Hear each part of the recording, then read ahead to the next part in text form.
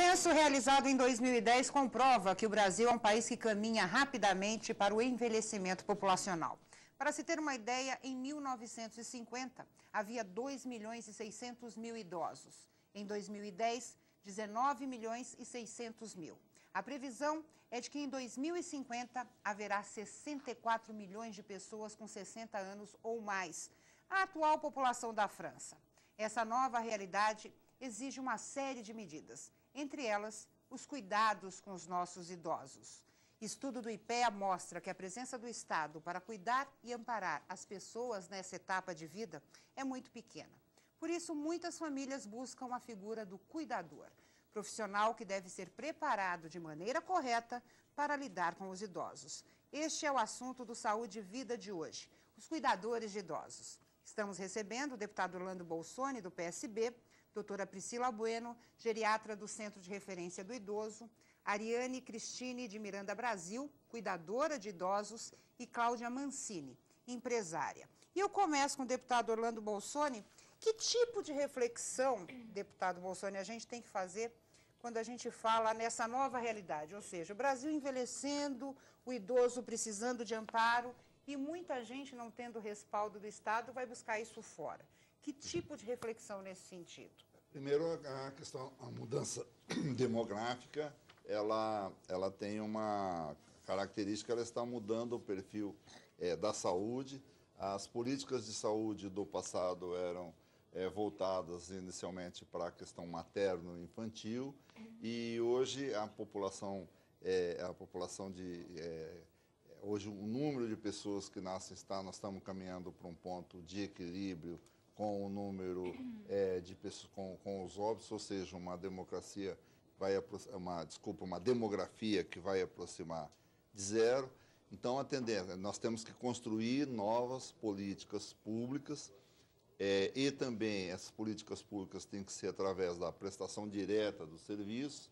Aqui nós temos a referência da doutora Priscila, que trabalha no Centro de Referência do Idoso, e complementar com uma atividade particular aqui, representada pela Ariane e pela doutora Cláudia. Doutora Priscila, quando se fala em cuidador, há algum tipo de preconceito com relação ao geriatra? Ou seja, o geriatra pensa assim, será que é preciso mesmo cuidador? Será que ele é positivo para a vida desse idoso? Como é que é encarado o cuidador de idosos pelos médicos? Pelo geriatra, ele é considerado como algo muito positivo e, digo até, fundamental no cuidado ao idoso, ao paciente. Acho importante ressaltar essa profissão, essa nova classe que vem surgindo, mesmo que esse cuidador ele seja um cuidador contratado, um cuidador formal ou mesmo um cuidador familiar. E é imprescindível o envolvimento tanto do cuidador quanto da família, juntamente com a equipe de saúde, não vou dizer só o médico, toda a equipe, para o tratamento adequado desse nosso idoso. Muda a realidade do idoso? Você nota diferenças quando o idoso tem um cuidador? Sim, dependendo da gravidade da doença desse idoso, diria do estado da saúde dele, muda, porque os cuidados eles acabam sendo mais individualizados, são intensivos. O cuidador muitas vezes ele pode também melhorar muito a qualidade de vida daquele paciente, levando ele para alguns passeios, caminhadas, oferecendo a alimentação adequada com auxílio na hora correta. Então, eu acredito sim que melhora a qualidade de vida e é muito importante ter esse cuidador no tratamento do paciente. Porque muitas famílias acabam buscando cuidador, não somente porque o seu velhinho é doente, mas às vezes até como companhia, não é, Ariane? Como é que é? Como se distingue o seu trabalho para um velhinho que é doente, que precisa de cuidados especiais, e para um velhinho que somente precisa de uma boa companhia, um bom bate-papo? Como é que é isso? Então, com o velhinho que é mais para passear, então a gente é um outro diálogo, é um outro cuidado. E já com o velhinho, o idoso, que precisa mais para os cuidados, né, que tem que estar ali com banho, com medicação, que não pode estar falhando em horários, né? Então, é totalmente diferente. Tem aquele que só quer passear, ter alguém para conversar, para se distrair, para passar o tempo mesmo, para não entrar no esquecimento, né? Agora, conta pra gente como é que você entrou nessa, né? Porque você fez curso técnico de enfermagem e existem, né, leques de opções aí. Como é que foi isso? Então, foi com a minha avó, né? Minha avó também precisou de ter alguma companhia com ela dentro do hospital. Então, vendo todo aquele, sabe, aquele entra e sai de cuidadores ali dentro com ela, aquele vira e mexe, me despertou a curiosidade de estar aí onde eu fiz o curso. O que é mais difícil no dia a dia de um cuidador? Ah, não sei como dizer, porque acho que não tem dificuldade. Quando você é Mas preparado, né? Quando é preparado, né? Agora, quando não, acho que... Eu não sei descrever uma dificuldade, não. É Eu não porque sei você gosta do que você faz. É, a gente gosta Né? do... É, Porque tem que gostar, na verdade. Não adianta você escolher essa área pelo ganho, porque não, vai pelo que você tem que gostar, amar a profissão. E eu tirei isso da minha avó. Foi o cuidado que eu tive com ela. A nossa segunda mãe. É A história da Cláudia é muito interessante. A Cláudia, mãe dela teve um problema de doença, teve um AVC, e a Cláudia encontrou muitas dificuldades buscando uma pessoa para cuidar da mãe. Foi aí que a lampadinha, né, como dizia minha filha pequenininha, da ideia apareceu, e você decidiu exatamente formar esse tipo de profissional. Vamos contar o início. Por que foi tão difícil? Bom, foi realmente um motivo pessoal que eu passei, uma necessidade. Eu sou filha única, a minha mãe teve, então, esse AVC. Ela não mora em São Paulo, eu fui buscá-la para ficar junto de mim. E é novidade, a gente não sabe muito bem que tipo de cuidado tem que ter, se é intensivo.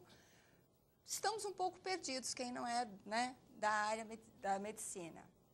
Então, procurei localizar alguma empresa, algum órgão que auxiliasse para encontrar este profissional. Encontrei empresa que fazia esse tipo de trabalho. Contratei o serviço, só que veio um serviço com falhas. Por exemplo? Falhas sérias, falhas de erro de medicamento na hora errada, dosagem errada, falta, furto, não comparecimento, atrasos. Então, eu vi ali como nós ficamos reféns de uma situação bastante séria, né? Além da vulnerabilidade de saúde da minha mãe, que eu precisava que alguém olhasse por ela, também de estar num ambiente que era a minha casa, entregue a pessoas que não necessariamente eram de boa índole, então você nunca sabe. Você conseguiu acertar em algum momento?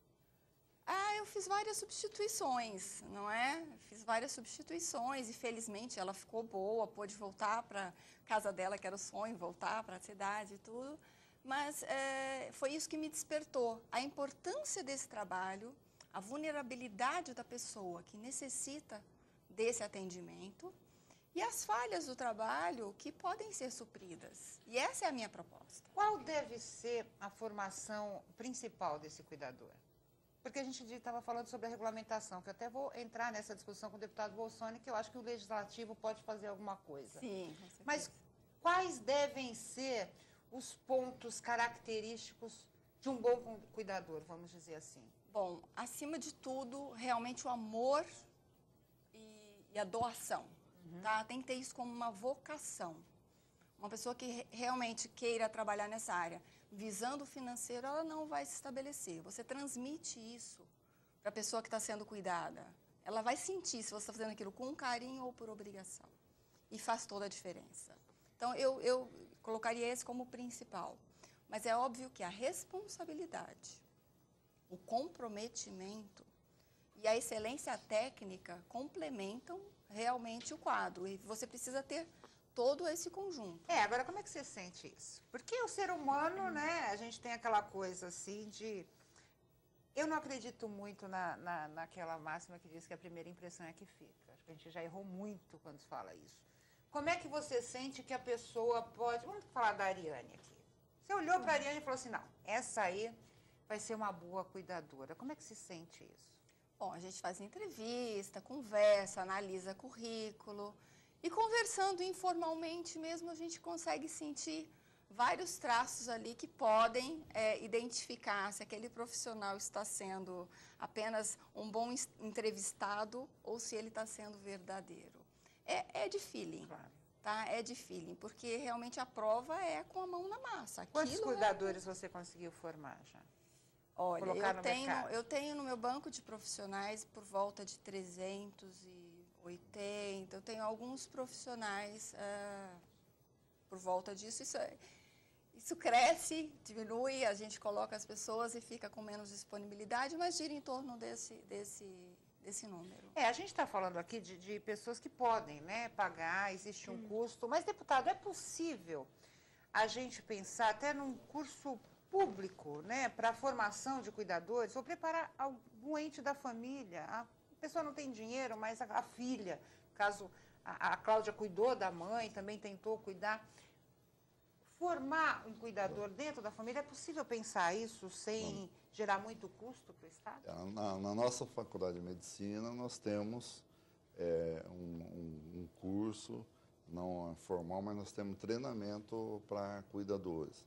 Os idosos, eles fazem, são reuniões semanais, em grupos diários, cada dia um grupo, onde se procuram se confraternizar, e também a família ela é orientada nesse sentido, ela é preparada. Então, aquelas pessoas que vão trabalhar diretamente, que vão conviver diretamente com o idoso, quem vai cuidar do idoso, então a nossa faculdade ela propicia esse treinamento no nosso Hospital de Base de São José do Rio Preto, da Faculdade de Medicina de São José do Rio Preto. E a questão da regulamentação? A gente falava aqui sobre a necessidade de regulamentar a profissão, até para que as famílias tenham um respaldo legal no caso de situações como essa, erro de medicamento que pode levar a óbito, a doutora vai falar sobre isso, né?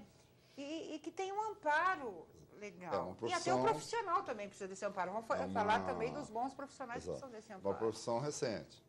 Então, nova. as necessidades, a gente falou de início, a questão da mudança, das mudanças demográficas, da mudança da pirâmide etária, onde hoje então se busca mais veja, está se invertendo o povo a figura. deixou de ter filho, a pagem, né? E também deixou de ter. Antes a pagem chegou a virar uma profissão. Hoje o